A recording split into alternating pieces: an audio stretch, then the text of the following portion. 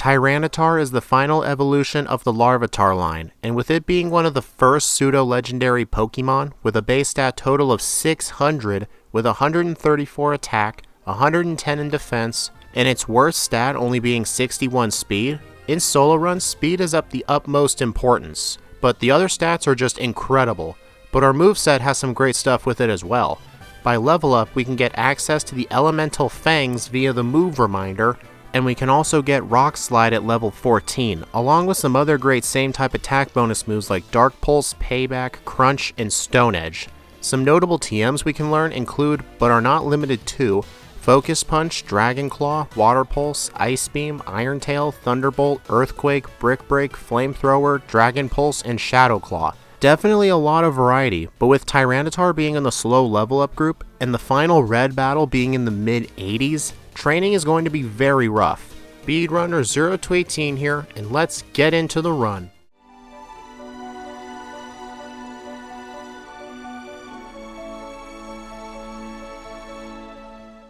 Time starts upon loading the save with my perfect Tyranitar. Tyranitar starts with the ability Sandstream, so every battle will have an infinite Sandstorm. I also went with the Jolly nature, which is plus speed and minus special attack.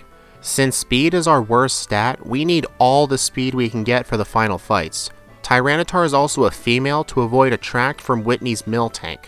Well, that's everything I've got to cover, so with Mr. Pokemon stuff done, as well as defeating the Passerby Boy, I gave the Mystery Egg to Elm and we can start the journey. In the early game routes, I defeat every single trainer. This will be a normal theme throughout the entire run, since like I stated earlier, Tyranitar is in the slow level up group, which does terrible in solo runs, especially in Johto. After taking care of the Route 29, 30, and 31 trainers, I go in the Sprout Tower, which is mandatory in the remake since the gym is blocked off unless you do it. I take on the Flying Gym Leader, Faulkner.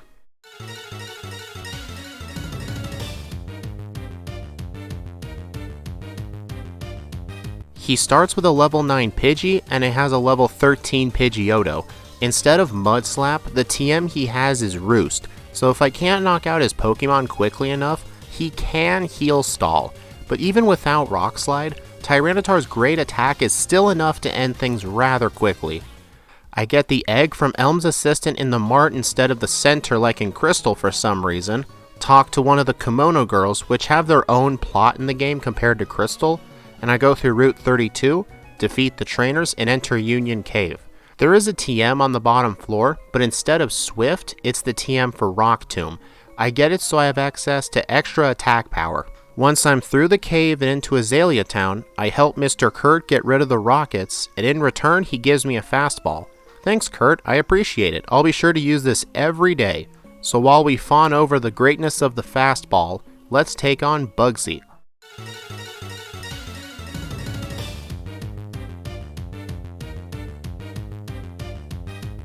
In this game, he starts off with his ace Scyther, plus he is holding a Citrus Berry, but Rock Slide does not care about your berries, so give me the Hive badge please. Thank you. With 2 badges in hand, I can enter the Ilex Forest, but before I can do that, we need to take on Rival 2.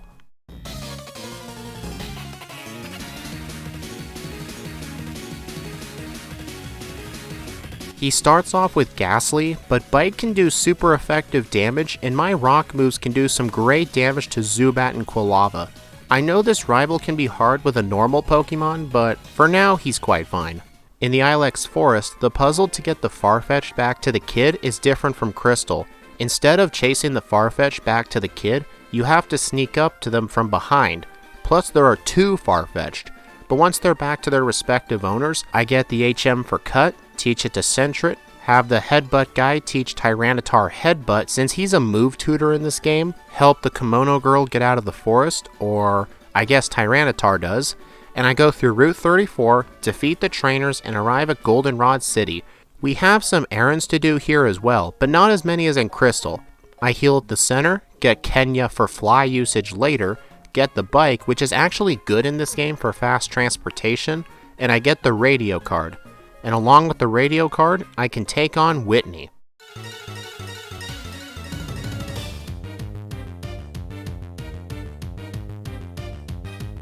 Let's see what her metronome-loving Clefairy uses today. And it doesn't look like it gets the chance to even use it, as a single bite is just way too damn strong. Miltank, being the tank that it is, keeps surviving my attacks, but once I take it down, I teach Thrash over Screech, and I get the plain badge once Whitney stops crying like a bitch. I get the Squirt Bottle, battle everyone on the next several routes, and I chase off the Pseudo-Widow tree, blocking the way to Ecruteak City. In the theater, instead of fighting the Kimono Girls, I defeat a Rocket Grunt harassing a Kimono Girl, and then I get Surf as a reward. I also get a rare candy hiding in Ecruteak City, which is the first of many rare candies in this game, and then I enter the Burn Tower to take on Rival 3.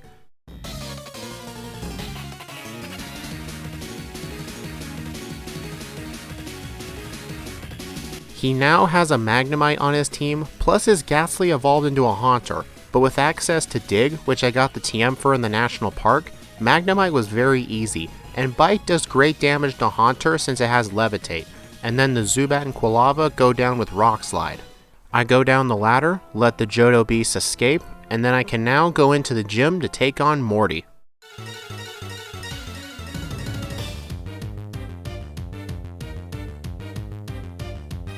With a team of all ghost types with Levitate, unlike Gen 2, ground moves are not the solution to this battle, but instead of that, I choose to either use Bite or Dark Pulse, and while the Gengar does outspeed me and put me to sleep, no one on his team provides any threat to Tyranitar. I get Strength from the Hiker who is running out of Mount Mortar, and I go through routes 38 and 39 and enter Olivine City. I get the Good Rod from the Fisherman so I can get a Krabby from the ocean for Whirlpool and Strength. He can also learn Surf, but that's what the Sentra is for. In the Olivine Lighthouse, I jump out of the window and onto the outer area. I find another rare candy, and I make it to Jasmine, who informs me to get to the secret potion. So I opt to surf down to Cianwood City, get the secret potion, and I take on the gym I'm 4 times weak to, Chuck.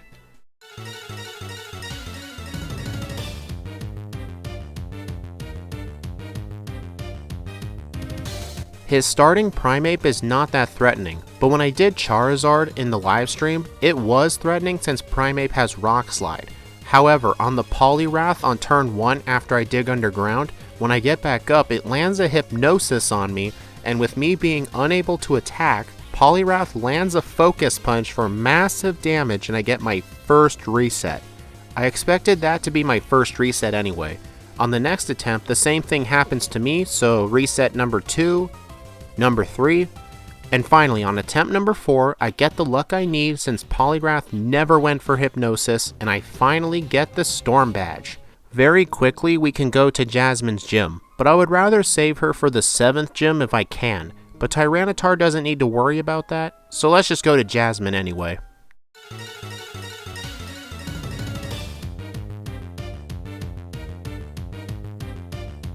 The Magnemite is a one-hit with Dig, but the Steelix has such a massive defense stat that it survives multiple digs easily, and on my first battle I get a reset. On the next attempt, Iron Tail gets me at 11 HP left after a Screech, and my next dig was so close to knocking it out, but then Jasmine uses a Hyper Potion, and I don't get good enough luck, so I lose again.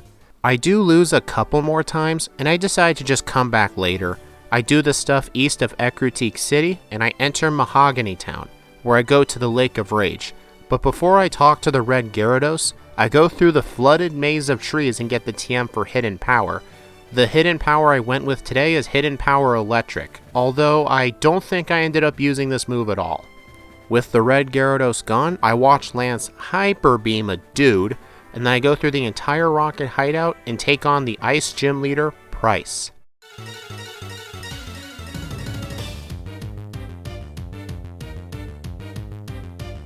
His team is easy in this game, just like in Crystal, and that's not due to my higher level. I could be 7 levels lower and not struggle here at all. Price's team is just that bad. With all that stuff out of the way, let's attempt Jasmine again. The Magnemite is easy like before, and on Steelix, Dig is actually a 3-shot since the Citrus Berry put the Steelix out of heal range. Yeah, Jasmine and Chuck have not been kind to me today. With 7 badges under my belt, we now have to do the Radio Tower Rocket Quest. In order to get in the tower, I have to dress up as a Team Rocket Grunt and sneak my way in, but my rival comes in and tears my clothes off. You pervert! Anyway, I now have to get rid of all the witnesses here, and then I get to the director. However, the director is the rocket executive Petrol from the rocket hideout in Mahogany Town. This guy is the hardest rocket executive to take down since he has 5 coughing and 1 wheezing, with moves like smokescreen, self-destruct, and moves that can poison. So cue the intro.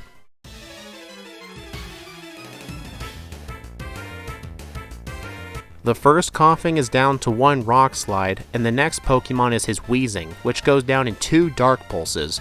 I was just lucky on that one turn it was able to attack. Wheezing didn't do anything too threatening. The rest of his Pokemon are luckily able to be struck down with Dark Pulse, but if I didn't have the ability to one-shot them, they could have been really bad. Petrol then gives me the basement key to rescue the director, but before I get far, my rival challenges me to another battle.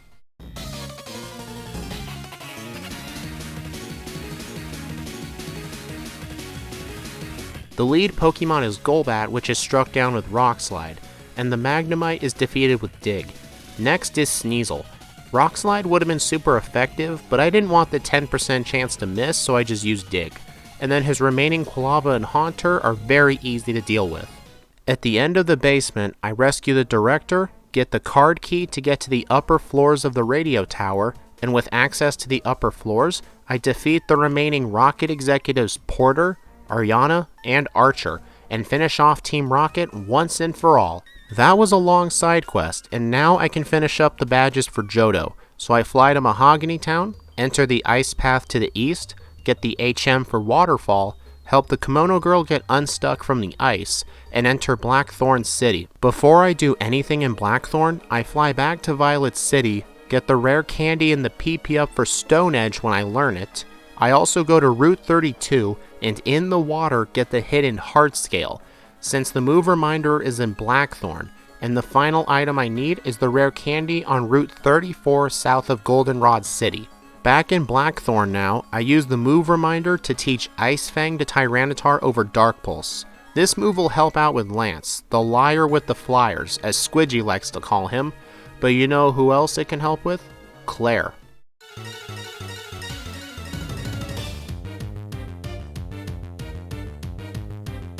Her lead Pokemon is Gyarados, which is what Hidden Power Electric is for.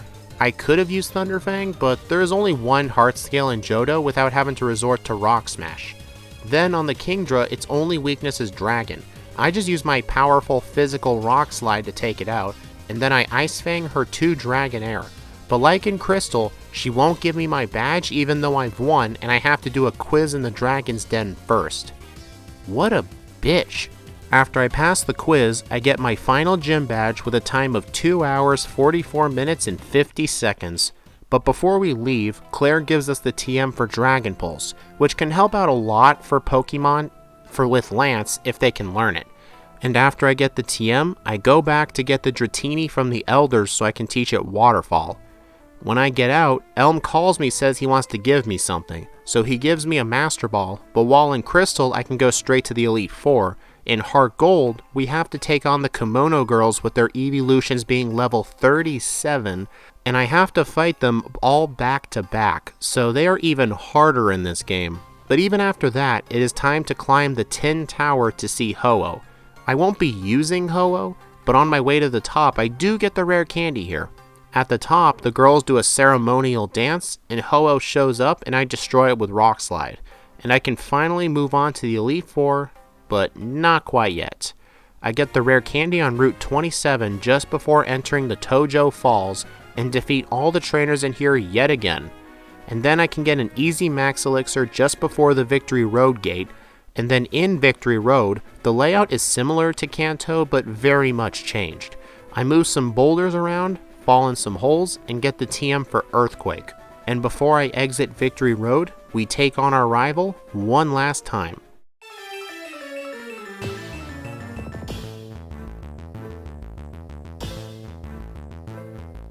While in Heartgold they tried to improve the level curve, the rivals team is still very bad. Even if I didn't fight everyone in the entire game and I was on par with this team, I would still have no problem at all. I get the hidden rare candy outside of the Indigo Plateau, and then I enter the building. I heal at the center, buy some healing items, and take on the final 5 trainers. Let's do this shit.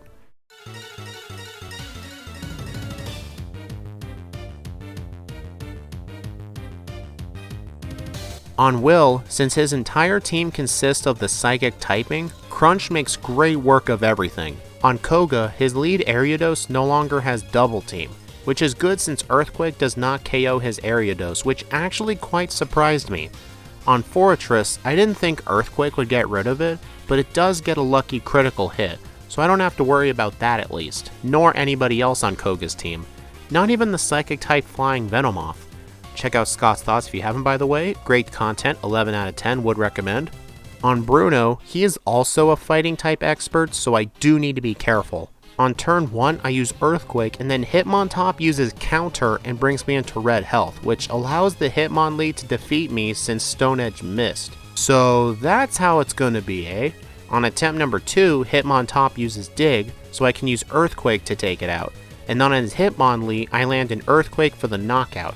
And on Hitmonchan, even though Stone Edge resists, it still does great enough damage for the knockout. His final Pokemon Machamp has no guard, so my moves will never miss. But sadly, neither does his moves, and I get knocked out with Dynamic Punch. I realized my strategy for Bruno wasn't going to work, so I decided to teach Attract over Earthquake. I have the TM for it so I can reteach it later. On the Machamp, when I use Attract, I just fish for the right amount of luck, which I managed to get not too long after deciding to use this strat. The final Elite Four member is Karen. Good news is that her Umbreon no longer has Sand Attack, but it does have Double Team, which in my opinion is easier to deal with, since Double Team only affects the current Pokemon in play, while Sand Attack you can't get rid of.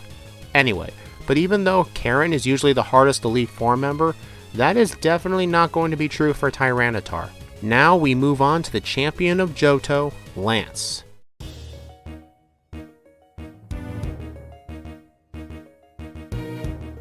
He starts off with Gyarados. One Stone Edge takes it out quite nicely.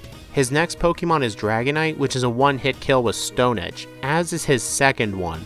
On the third one, I tried to use Ice Fang, but it looks like Stone Edge would be better, as it lives and I get paralyzed. But with Tyranitar's great strength, despite it being paralyzed, it manages to first try Lance for a time of 3 hours, 27 minutes, and 3 seconds, and a game time at the Hall of Fame of 6 hours and 9 minutes.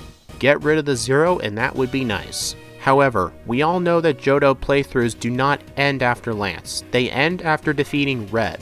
So I reset on the credits back to New Bark Town, and I get the SS ticket from Elm. But we're not done with getting rare candies just yet.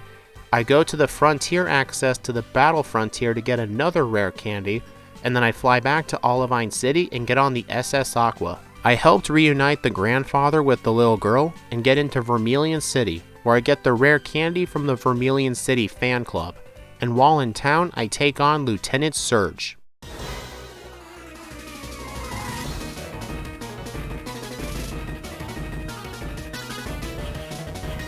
All the gym leaders are given more levels in the remakes compared to Crystal, so they actually can be threatening. Surge, however, is not, as I have the move Earthquake to take out everything he has. If I was not able to, his Pokemon all have Double Team, so that could have been really bad.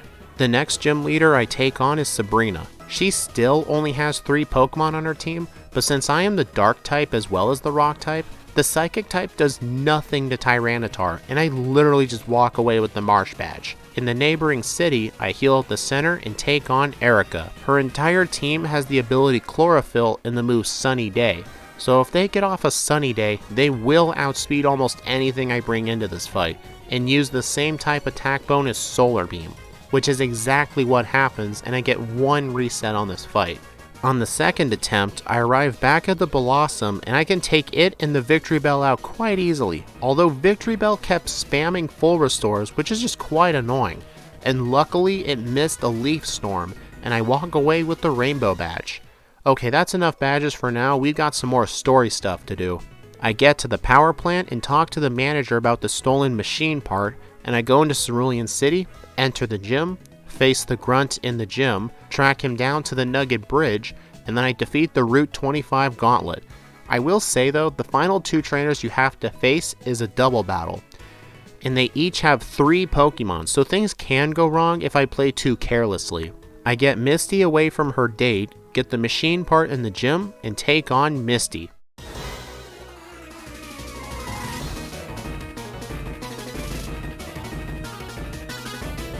Her lead Golduck lives in the red from Earthquake and decides to disable Earthquake. Okay then, I'll just use Stone Edge instead. On Quagsire, since it resists Stone Edge, I go for Ice Fang instead and get a very lucky freeze, and once I get Earthquake back, I use it on the final Starmie and walk away with the Cascade badge. I return the machine part to the power plant owner, get the expansion card, catch the Snorlax for its leftovers, and I fight the Pewter City gym leader, Brock.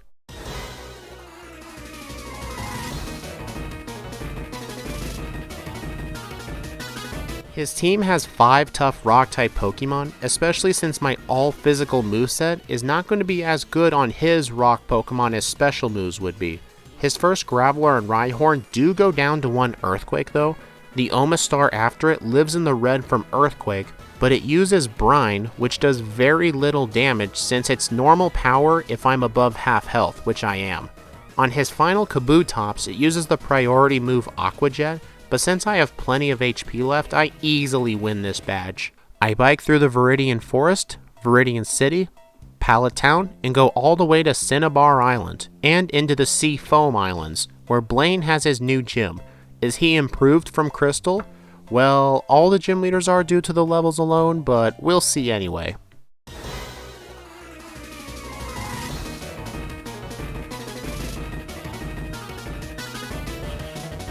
Blaine definitely has a unique strategy compared to the other leaders. He gives away the TM for Overheat, and all of his Pokemon have that move and a White Herb, which reverses the special attack debuff from using that move. However, I still have Earthquake like before, so he doesn't even get the chance to use Overheat on me, and I get the Volcano badge. Janine is by far the easiest gym leader in Crystal, so let's see if the remakes did her any justice. Her Pokemon are still the lowest levels compared to the other leaders, but at least they are around the level of Lance's Pokemon. But still, in this game, she is still the easiest, but at least for any really bad Pokemon, or if her Pokemon are able to poison me or set up any other status conditions, she can be tricky, but for now she just isn't.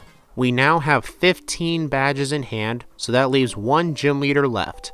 I go to Cinnabar Island, talk to Blue with all our badges in hand, and we go to Viridian City and take on the former champion of Kanto, Blue.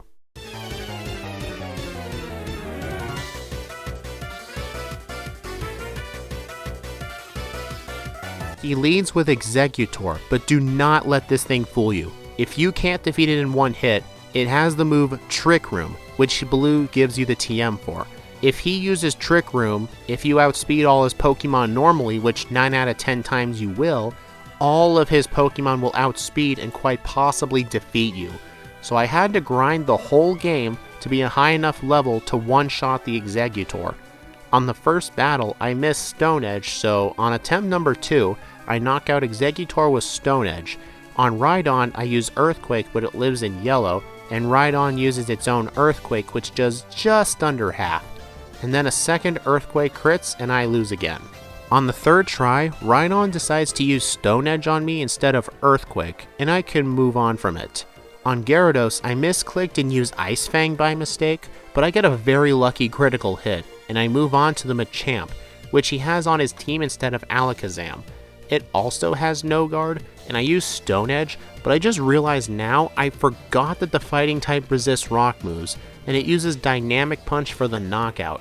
I come back to this fight at level 75 after fighting some trainers on the various routes of Kanto, and I use all my rare candies to get to level 85 to try the battle again. This time I use Stone Edge on Gyarados for the knockout, and on Machamp I use Earthquake, but it lives and lands a Dynamic Punch. I thought I was screwed, but I live on 11 HP left, but I am confused and I end up hitting myself in confusion. Damn, I'm really starting to hate Tyranitar's 4 times weakness to fighting moves now. On the next try, I use Earthquake, live on 89 HP from Dynamic Punch, and I never hit myself in confusion. And good news is that Arcanine uses Roar to get rid of my 2 attack drops from the Intimidate of Gyarados and Arcanine. And once I'm switched back in, I take out Blue's Ace Pidgeot with Stone Edge, and I complete the Gym Challenge of Heartgold with a time of 4 hours, 49 minutes, and 56 seconds. But we still have more obstacles ahead of us in order to finish the run. I get the HM for Rock Climb from Professor Oak, get the rare candies on Cinnabar Island, Cerulean Cave where Mewtwo lives, Route 28 just before the entrance to Mount Silver, Olivine City to the east of the lighthouse, in Mount Mortar just across a body of water after using Waterfall, the second Mount Mortar rare candy in the deep areas of Mount Mortar only accessible with Rock Climb, and finally, the rare candy in the southeastern at the Whirl Islands that I can get without needing the Silver Wing to get the other one, but we really do not need that rare candy. With all those goodies in my bag, we head to Mount Silver and enter the mountain.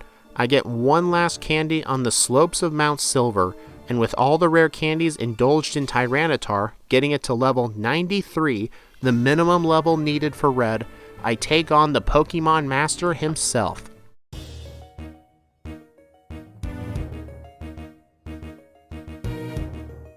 He starts off with his level 88 Pikachu. Normally, Pikachu has very bad offensive stats, but it is holding the Light Ball, which doubles Pikachu's offensive stats, so it can hit way harder than any other member of his.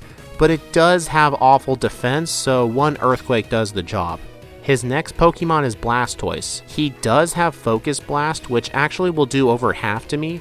He also has the Water-type version of Hyper Beam, Hydro Cannon, but due to Red's AI, he will never go for that move unless given no other choice, so I won't have to worry about that at least, but I do get knocked out on the first try. On the winning attempt, which was attempt number 3, I am in the red health when I knock out his Blastoise, but thanks to the leftovers and good Stone Edge luck, I am able to heal my HP back up little by little. On his Venusaur, I use Ice Fang. It does 2/3 damage to it, and Venusaur goes for Sleep Powder. It misses, thank God, and I take it out.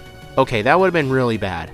His next Pokemon is Snorlax. I miss Stone Edge, he misses Blizzard, and then I land Stone Edge and get a critical hit, and then his final Charizard is 4 times weak to rock moves, so with Charizard down, Tyranitar has beaten Pokemon Heartgold with a final time of 5 hours, 11 minutes, and 19 seconds, with 21 resets. Overall, while Tyranitar was very powerful, the slow level up group added around an hour or possibly more to his final time, all because of all the extra training.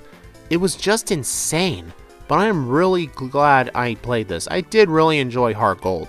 While it wasn't my favorite remake, plus it has its own problems, I still really love this game and I can't wait to do more. We have one final Pokemon game to introduce to the series, Pokemon Pearl. I already did a Charizard livestream with it on Wednesday before this premieres, and then next week I'll be coming out with Pokemon Pearl with Staraptor, one of the best Route 1 birds in the series. It'll be a fun thing to do. Then after that, we'll go through a long cycle of all the different games we do now, so you will not be disappointed with the variety of content. Please like, comment, and subscribe if you want to see more. If you also want to help out the channel, you can join my Discord server or support me on Patreon. Links are in the description. If not, likes and subscriptions are good enough for me. Thank you all for watching, and I'll see you all in the next speedrun.